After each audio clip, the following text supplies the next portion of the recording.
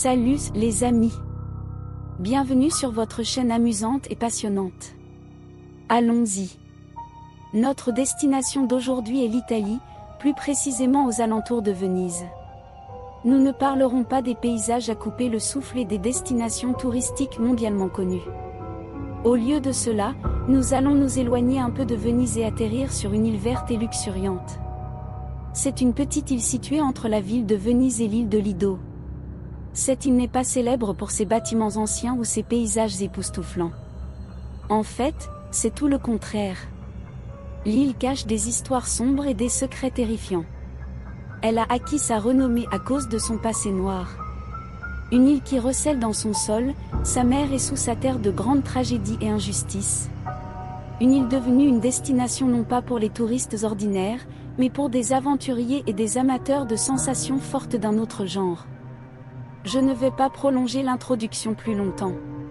Prenez une grande inspiration, mes amis, et attachez vos ceintures. La destination d'aujourd'hui est l'île hantée de Poveglia en Italie. Début, si vous avez apprécié la vidéo, n'oubliez pas de cliquer sur le bouton « J'aime » et de la partager avec vos amis. Assurez-vous également de vous abonner à la chaîne pour rester à jour avec nos derniers contenus. Vous pouvez également soutenir la chaîne sur Patreon via le lien dans la description, ce qui nous permettra de continuer à vous proposer du contenu captivant et novateur. Votre soutien fait toute la différence pour nous. L'île de Poveglia. Poveglia est une petite île isolée située entre Venise et l'île italienne de Lido. Bien que Venise et ses îles environnantes soient parmi les destinations touristiques les plus prisées au monde, Poveglia est une toute autre histoire. L'île n'est pas ouverte aux touristes par décret des autorités italiennes, et y accéder nécessite de nombreuses formalités et papiers officiels. Alternativement, on peut y parvenir plus facilement par contrebande, avec l'aide des propriétaires de petites embarcations. Malgré son isolement, Poveglia est tristement célèbre en raison de son sombre passé rempli de récits tragiques et effrayants. Le début de l'histoire. L'histoire remonte au XIVe siècle, plus précisément à l'année 1348, l'année qui a vu la propagation de la peste, également connue sous le nom de la mort noire. Afin d'isoler les malades atteints de cette maladie incurable à l'époque, l'île a été désignée comme centre de quarantaine. Un hôpital et un centre d'isolement y ont été établis, et des patients de tout le pays, ou plutôt du continent européen, ont été envoyés sur cette île. Cependant, le but n'était pas de les soigner, mais de les exiler et de les isoler, puis de les tuer.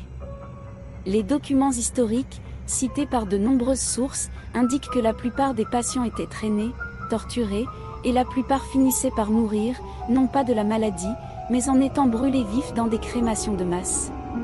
La tragédie ne s'est pas arrêtée là. Après la disparition de la peste, l'île a été désertée. Certains des malades sont morts, tandis que le personnel médical et les travailleurs sont rentrés chez eux. Pourtant, les jours sombres des crémations de masse et des fosses communes ont refait surface avec le retour de la peste en 1630, et les scènes horribles se sont répétées. Cette île est donc devenue connue sous le nom de l'île de la mort noire ou l'île de la peste en raison des crémations et des fosses communes. Des phénomènes étranges ont commencé à apparaître sur l'île à la suite de ces crémations et fosses communes de masse. Selon des sources comme The Daily News et The Huffington Post, qui ont couvert l'île hantée, le sol de l'île est extraordinairement fertile pour une raison choquante et terrifiante. Écoutez bien. 50% de la composition du sol de l'île est constituée de cendres humaines. Oui, vous avez bien entendu, des cendres humaines. Si jamais vous avez l'occasion, mes amis, de visiter cette île, rappelez-vous que vous marchez sur un sol composé à moitié de cendres humaines. Vraiment terrifiant, n'est-ce pas? L'horreur ne s'arrête pas là. Les eaux entourant cette île sont riches en poissons divers et devraient être un havre pour les pêcheurs. Cependant, c'est tout le contraire. Il est rare de voir un pêcheur pêcher dans les eaux autour de l'île pour une autre raison effrayante. De nombreux rapports et témoignages de pêcheurs indiquent qu'ils évitent de pêcher dans cette zone à cause de ce qui se prend dans leurs filets. Pas des poissons ou des créatures marines inutiles ou même des débris, mais des restes humains et des crânes humains, jetant la peur dans le cœur de ceux qui les voient et leur rappelant les tragédies que cette île a connues. Non seulement celles des victimes de la peste, mais aussi ce qui a suivi. L'île de la mort. Revenons à l'histoire de l'île. Après la fin de la peste et l'arrêt de la quarantaine, l'île est devenue un entrepôt pour les munitions et les armes utilisées par Napoléon Bonaparte dans ses guerres au XVIIIe siècle. Au XIXe siècle, l'île a été transformée en asile pour les malades mentaux et les aliénés. Un hôpital psychiatrique y a été construit, mais sa structure pauvre en faisait davantage un lieu d'exil qu'un centre de traitement et de réhabilitation. Cet hôpital, ou asile, ou quel que soit le nom qu'on lui donne, était entouré de nombreuses rumeurs et légendes. Les plus notables concernaient les tortures infligées aux patients, qui conduisaient souvent à leur mort. Mais l'histoire la plus célèbre concerne un certain médecin. Selon la légende, ce médecin a profité de l'absence de surveillance et de l'indifférence des familles des patients. Il a trahi son serment médical et a mené des expériences horribles sur les patients, y compris des opérations chirurgicales immorales. Une expérience particulièrement notoire consistait à enfoncer un ciseau dans le cerveau d'un patient pour voir quelle partie réagirait en premier. Évidemment, ces expériences étranges ont causé la mort de nombreux patients. Écoutez bien maintenant, car c'est là que les fantômes entrent en jeu. Ce médecin a connu une fin atroce. Il est tombé du haut du clocher et est mort sur le coup. Les récits varient, certains disent qu'il a trébuché et est tombé, d'autres affirment qu'il s'est suicidé pour échapper aux voix et aux fantômes qui le hantaient. La version la plus étrange suggère que les fantômes des patients qu'il avait tués l'ont poussé du clocher, provoquant sa mort. Quand le médecin est tombé, la cloche aurait sonné d'elle-même, selon les légendes locales. L'hôpital a été fermé et réaménagé au XXe siècle en maison de retraite, fonctionnant jusqu'en 1975. Cette année-là, l'établissement a été définitivement fermé après avoir été abandonné par ses résidents et son personnel. La raison ? Des bruits étranges, des ombres mouvantes et la cloche qui sonnait du clocher sans qu'il y ait personne. La faute en revenait toujours aux fantômes en colère de l'île. De nombreux récits d'anciens résidents, médecins et infirmières parlaient de ces sons et visions étranges qui les effrayaient et les dérangeaient. Comme d'habitude, toute affirmation impliquant des fantômes et des phénomènes surnaturels est rejetée par la science et les scientifiques. Dans mes recherches, je n'ai trouvé aucune information ou rapport sur des études scientifiques tentant d'expliquer les événements supposés sur cette île hantée. Cependant, les histoires terrifiantes et l'histoire maudite de l'île ont attiré de nombreux touristes curieux, en particulier les chercheurs d'aventure et les croyants aux fantômes.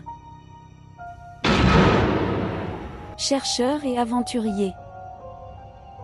De nombreux chercheurs et aventuriers ont eu pour dessein d'explorer l'île, certains documentant leur visite à travers des vidéos captivantes qui ont inondé les plateformes de médias sociaux. L'un des récits les plus célèbres a été présenté dans l'émission de télévision renommée Ghost Adventures. Dans cet épisode, l'équipe a passé une journée complète sur l'île équipée d'appareils pour détecter les esprits. Ils étaient accompagnés d'une musique inquiétante, de bruits de pas clairs et de nombreuses autres scènes terrifiantes capturées par les lentilles des caméras. L'un des moments les plus remarquables a été lorsque les animateurs ont demandé à l'air en italien « Es-tu un tueur ?» La réponse est venue sous forme de voiles étranges et d'éclairs soudains de lumière venant des ténèbres, répondant au questionneur. Les explorateurs britanniques Matt Nadin et Andy Thompson ont également posté une vidéo sur leur chaîne YouTube, documentant des scènes de l'île qu'ils ont réussi à infiltrer. Ils ont exploré le célèbre hôpital psychiatrique, les bâtiments abandonnés et les fosses communes. Au cours de leur visite, les explorateurs ont mentionné la peur qui saisissait la personne qui les transportait vers l'île. Ils ont déclaré qu'ils ressentaient une énergie négative et une peur remplir leur cœur dès qu'ils posaient les yeux sur les vestiges des bâtiments de l'île. Ce qui a ajouté à la terreur pour ces deux-là, c'était le son de la cloche provenant du célèbre clocher, qui remplissait toute l'île. Bien sûr, aucune de ces vidéos et clips enregistrés ne peut être confirmée. Les sceptiques attribuent tout aux effets audio et visuels. L'âge des bâtiments et leur mauvais état peuvent également jouer un rôle dans certains des sons entendus par les visiteurs de l'île hantée, selon leurs témoignages. Cependant, une chose est certaine, l'île existe, et son histoire est connue. Malgré le fait de ne pas être répertorié parmi les destinations touristiques en Italie et les difficultés extrêmes et les restrictions imposées par les autorités à ceux qui souhaitent visiter cette île, les amateurs d'aventure et les chercheurs de tout ce qui est surnaturel la considèrent comme l'un des endroits les plus remarquables pouvant satisfaire leur curiosité. Ce qui est intriguant, c'est que le gouvernement italien a déjà mis cette île en vente dans le cadre d'un groupe d'îles pour lutter contre les difficultés économiques. Mais apparemment, sa réputation l'a précédé, car personne n'a osé l'acheter, laissant l'île de Poveglia comme l'une des îles hantées les plus célèbres au monde. Et vous, mes amis, osez-vous la visiter? Alors, mes amis, voilà ce que nous avions dans nos poches sur l'île de Poveglia, l'une des îles hantées les plus célèbres au monde. L'île, qui a été témoin de ses bâtiments, de ses rives et de ses mers portait témoignage de terribles tragédies et de grandes injustices infligées à des milliers d'êtres humains. Leur seul tort était d'être affligés par une maladie, qu'elle soit physique ou mentale. Mais la cruauté et la brutalité humaine ont été plus dures pour eux que la maladie et ses douleurs. Ainsi, cette île reste un témoin stark de tout ce qui est arrivé à ses habitants, comme de nombreux endroits sur Terre qui ont été témoins et continuent de témoigner de la cruauté et de l'injustice humaine envers leurs semblables. Les raisons peuvent varier, mais l'injustice est une. Peut-être en raison de la justice divine, ces endroits restent vivants à travers l'histoire. Grâce à leur histoire et à ce qu'ils ont documenté, ils peuvent obtenir une certaine justice pour les victimes qui les ont embrassés dans leurs couloirs, sur leur terre, sous leur sol, et transmettre leurs voix, leurs histoires et ce qui leur est arrivé aux générations futures. L'île de Poveglia n'est pas la seule dans cette affaire. Il y a beaucoup d'endroits, et sans aucun doute, il y aura une suite à ce sujet. Et ces endroits ont leur part de nos épisodes. Et vous, mes amis, pensez-vous que ces histoires effrayantes ne sont que des mythes, ou y a-t-il une vérité cachée derrière ces légendes? Partagez vos opinions dans les commentaires. À bientôt dans une nouvelle histoire, restez en sécurité, mes amis. Et n'oubliez pas d'aimer la vidéo, de la partager et de vous abonner à la chaîne. Et soutenez la chaîne sur Patreon dans la boîte de description. Parce que votre soutien fait une différence pour que nous puissions continuer avec vous dans tout ce qui est excitant et nouveau.